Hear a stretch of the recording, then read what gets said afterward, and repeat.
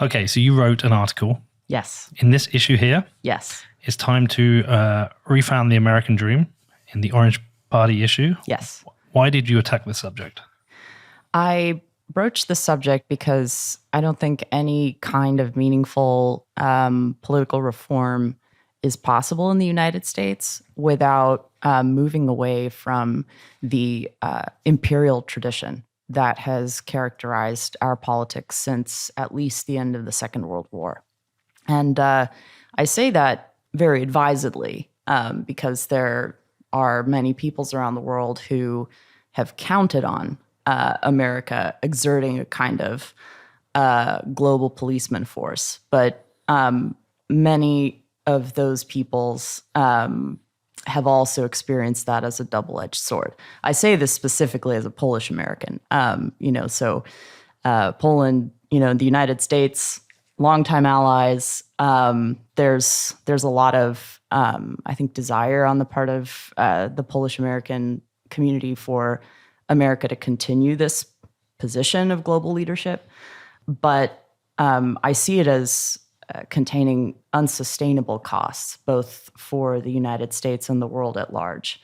And so I think there are difficult diplomatic decisions to be made, but they can begin with recapturing of the foundational American tradition of liberty, not dominion. This was very much the point of view of the Founding Fathers and articulated eloquently by John Quincy Adams in the 19th century. Is there a connection between the US's role as like the international policeman, this imperialism, which has been largely economic? Mm-hmm. Is there a connection between that and the polarization?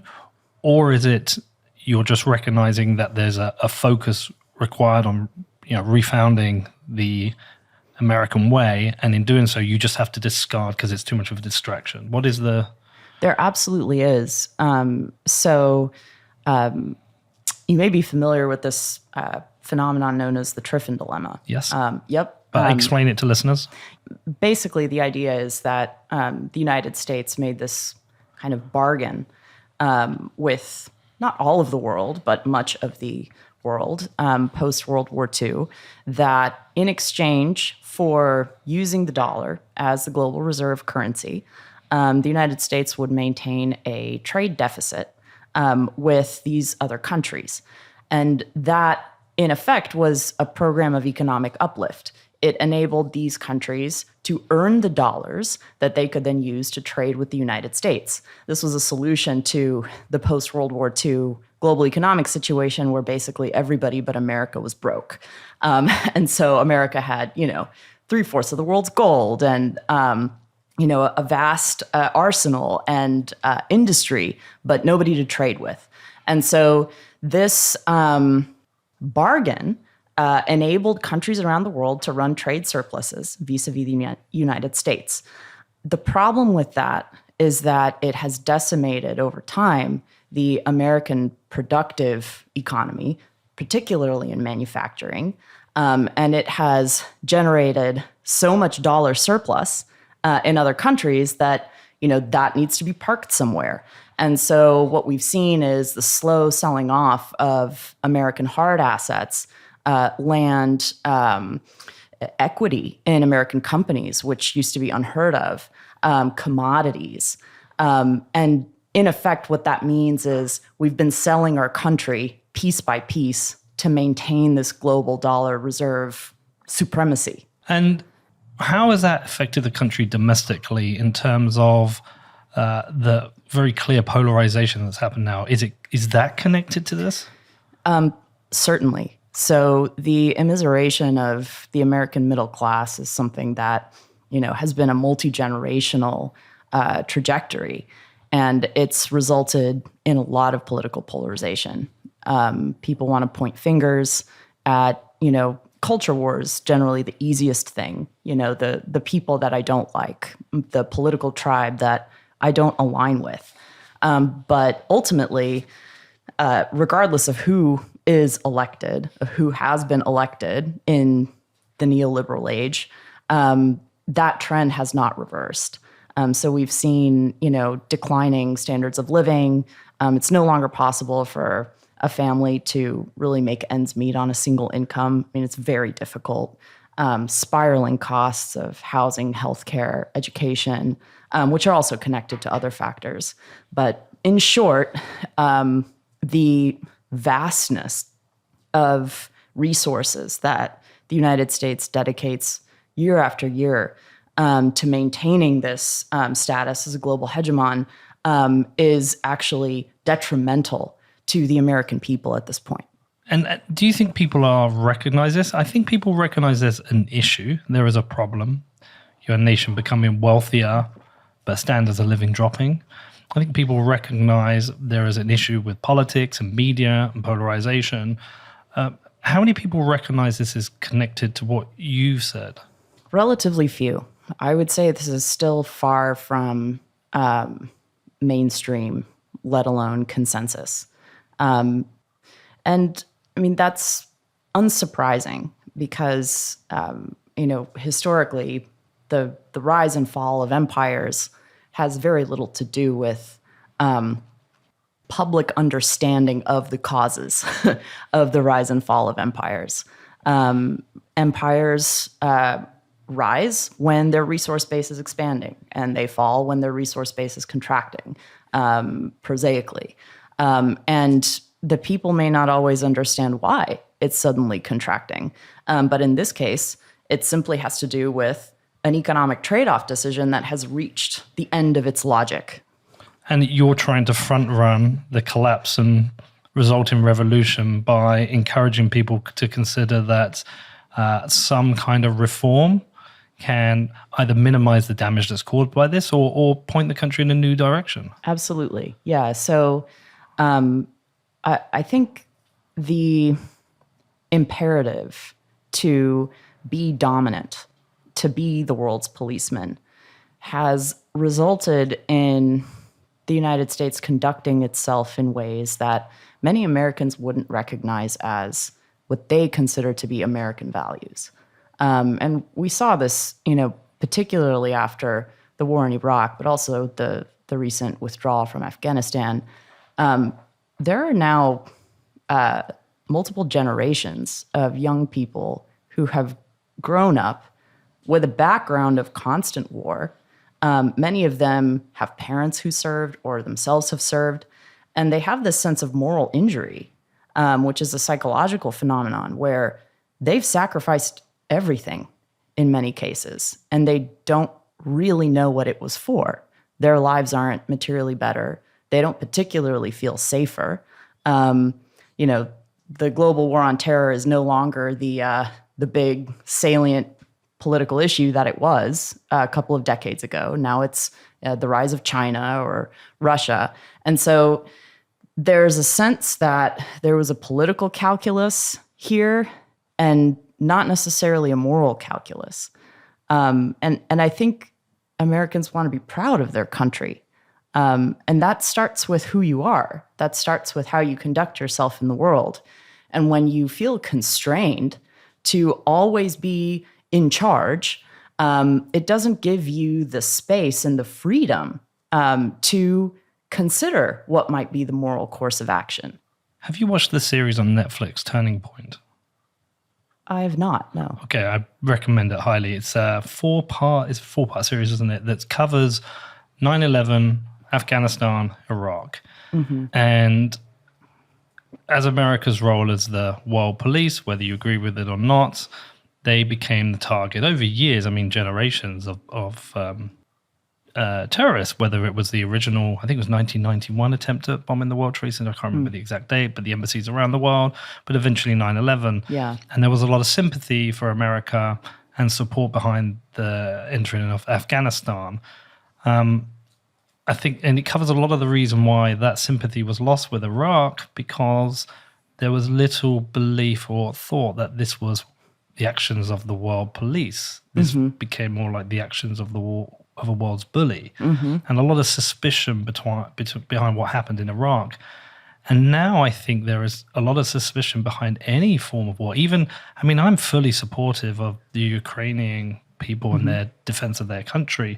But any kind of financial support to that, there's suspicions that this is really to support the military industrial complex. So I feel like Iraq has muddied the waters for anything America does as world police. Yeah, absolutely. Well, and one of the things I pointed out in another one of my essays about the end of the petrodollar system is that the invasion of the Iraqs happened suspiciously closely to Saddam Hussein publicly declaring that he was going to start pricing oil in euro. Yeah. And he was one of the very few countries in the world making that claim. And so there is certainly, I think, a way in which the petrodollar reserve system really kind of saved the United States global economic position after the closure of the gold window. I mean, it was a Nixon administration priority to get this deal done.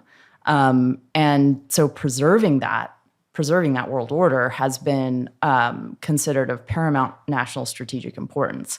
I don't want to minimize that. On the other hand, it's like being a debtor. If this was I believe John Maynard Keynes, but if you owe the bank $1,000, you're in trouble. If you owe the bank $1 million or $1 billion or $1 trillion, then you own the bank. Yeah. And so we've kind of become. What's interesting is after the closure of the gold window, we actually sold the world our debt as gold. This was no other empire in human history has ever done this. We fully monetized our debt and made that the global reserve asset.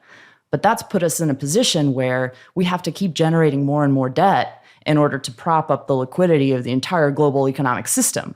And that puts us in a terrible position because we inflate our money supply, we immiserate the middle class, and increasingly the upper middle class, and not to speak of the lower class. So it's really been a dangerous set of trade-offs. Can we do the background to the article? Yeah. Can we talk about your parents moving to the US and what that experience was like for them? Because I think that sets out the foundations of what what people believe are the traditional American values and why they wanted to come to the US. Why I, as a kid, always looked to the US and wanted to come here. And I spent a lot of my time here because, by the way, there's the lens of what you see of the US on media online, but the experience, most of the time, I'm meeting people like you who represent the values, what I believe America's about. Right. Yeah, so my parents came to the United States at the very beginning of the 1980s. They were both software engineers in an era where that was not yet as common as it is today. And they didn't intend to stay, but it just so happened that martial law was declared in Poland while they were here. They had both been active in the Solidarity movement, which was a broad coalition, like society-wide coalition against the communist state. And so they were concerned about being thrown into prison if they were to go back. And so they ended up finding jobs. And I grew up here. I was born here. I, loved it. And so, watching... my parents are like some of the most patriotic Americans like you'll ever meet. And a lot of immigrants are. They truly have made sacrifices to be here. They've never expected anything. They didn't feel entitled to it. They really came here to work and to make a life for themselves. And they also have experienced communism. Right. And they've seen what the alternative can be. Yeah. And so they, for them, this is the land of opportunity. And it has been for me as well. And so having a kind of allegiance to the values of liberty, of free enterprise, that's what I believe America to be. And that means you can't have everything. So you can't be the world police and also the land of opportunity at the same time. And that's what we've been learning slowly as a country. Why can't you be there? Because it costs everything. If you want to be any kind of power supremacy, costs you everything over time. This is why authoritarianism is so brittle, because it always contains within itself the seeds of its own destruction. I mean, it has to be constantly upheld and maintained. The United States spends an extraordinary amount every year on the military apparatus, and that's just the known military apparatus. We also, when you have, an apparatus as big as that, you intend to use it. And so there is this constant pressure to engage in new forms of covert and overt military conflict. And a case in point in this, going back a few decades, was after the Vietnam War, where, that didn't end very well for the United States. And there were, a whole bunch of CIA agents sort of out of work back in the U.S. stateside, feeling demoralized. And so we decided to start a proxy war in Angola, and just shipped our agents there and completely destabilized this country that most Americans have never even heard of. And so, if you have a hammer, you're inclined to use it. And over time, using that hammer changes who you are. It changes your character. And so now you've traded your character for supremacy. And it's the character piece that I'm most concerned with.